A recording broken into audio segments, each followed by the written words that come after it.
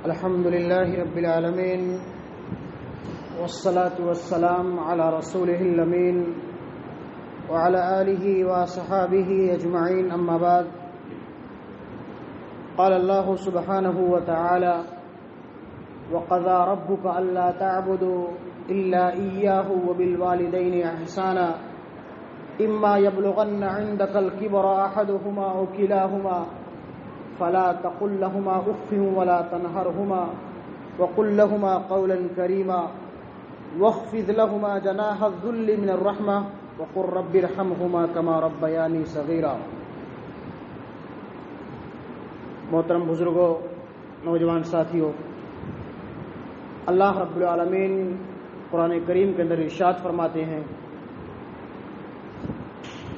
کہ اللہ رب العالمین کی طرف سے یہ فیصلہ، یہ حکم صادر ہو چکا ہے کہ اے لوگوں، تم اللہ کی عبادت کرو، اللہ کے علاوہ کسی اور کو اس کی عبادت میں شریک اور ساجھی مت کرو۔ وبالوالدین احسانا، اور اللہ کی عبادت کے بعد اپنے والدین کے ساتھ، اپنے ماں باپ کے ساتھ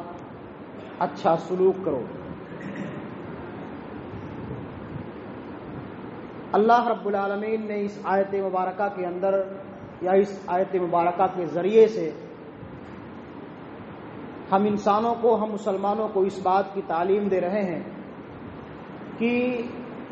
اللہ کی عبادت کے بعد ایک انسان پر جو سب سے اہم اور بڑا فریضہ عائد ہوتا ہے وہ یہ ہے کہ وہ انسان اپنے والدین، اپنے ماں باپ کے ساتھ اچھا سلوک کرے۔ یعنی اللہ نے اپنی عبادت کے ساتھ والدین کے ساتھ حسن سلوک کو جوڑ دیا ہے۔ اللہ کی عبادت کرو اور اس کے بعد فوراً اللہ نے کہا کہ اپنے والدین، اپنے ماں باپ کے ساتھ حسن سلوک کرو۔ اما یبلغن عندک الکبر احدہما او کلاہما، آگے اللہ نے فرمایا کہ اگر تمہارے ماں باپ دونوں زندہ ہوں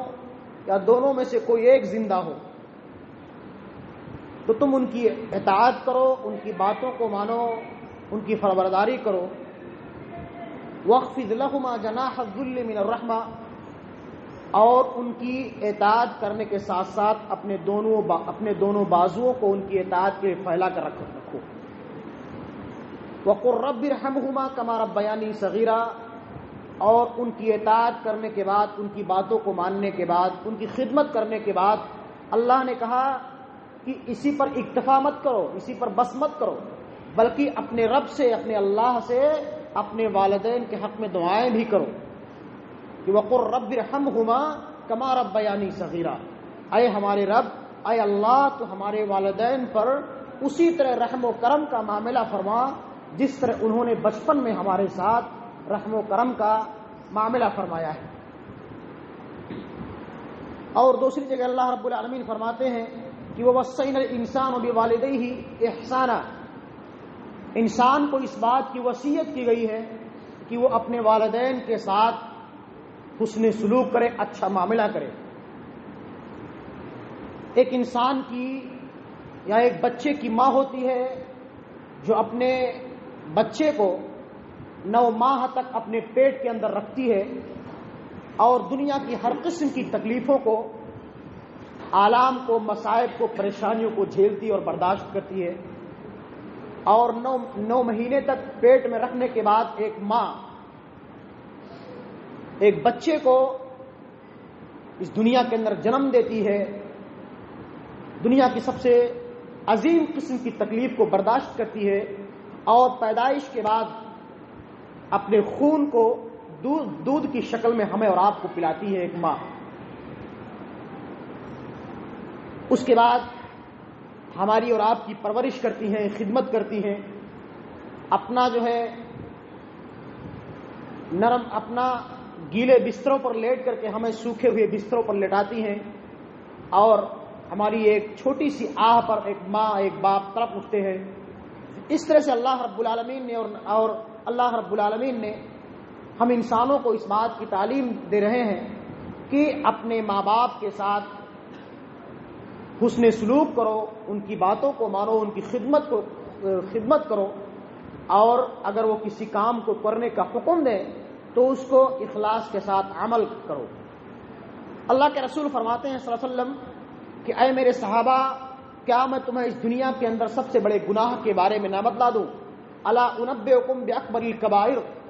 کیا دنیا کے اندر تمہیں بڑے بڑے گناہ کے بارے میں آگاہ نہ کر دوں؟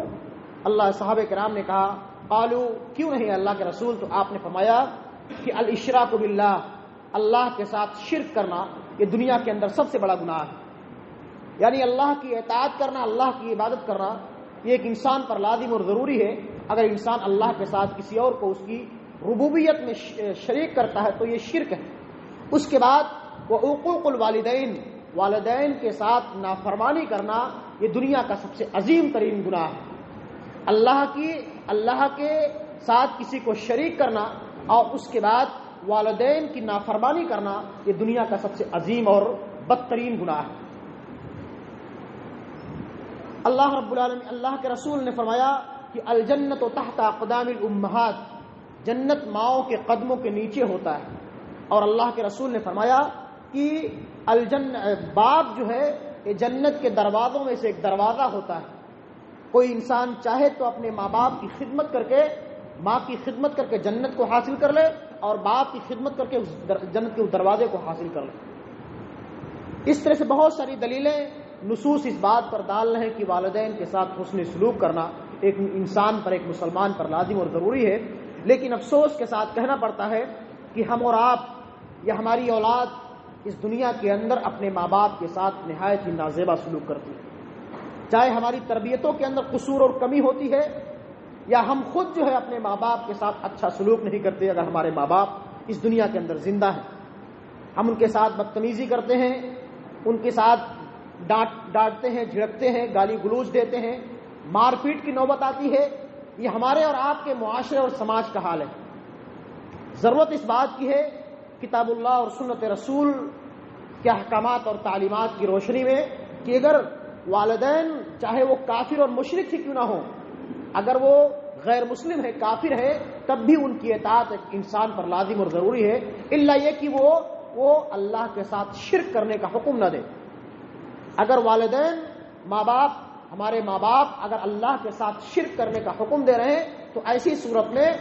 اپنے ماں باپ کی اطاعت ضروری نہیں ہے، اس کے علاوہ ہر معاملے میں ان کی اطاعت لازم اور ضروری قرار دی گئی۔ اس لیے ہمیں اور آپ کو چاہیے کہ ہم اپنے والدین کے ساتھ حسن سلوک کریں، اور اگر ہمارے والدین ابھی اس دنیا کے اندر زندہ ہیں تو ہمیں اللہ کا شکر ادا کرنا چاہیے اور ان کی خدمت کر کے، چاہے ماں زندہ ہو یا باپ زندہ ہو، جنت کو حاصل کرنے کی کوشش کرنی چاہیے اور اپنے اولاد کی بھی صحیح تربیت کرنی چاہیے۔ اللہ رب العالمین ہمیں اور آپ کو اپنے والدین کے ساتھ حسن سلوک کرنے کی توفیق عطا فرما، اور ہمیں اس دنیا کے اندر بھی عزت و احترام کے ساتھ رکھ، اور کل قیامت کے دن جنت کے اندر داخل فرما۔ آمین۔ السلام علیکم ورحمۃ اللہ وبرکاتہ۔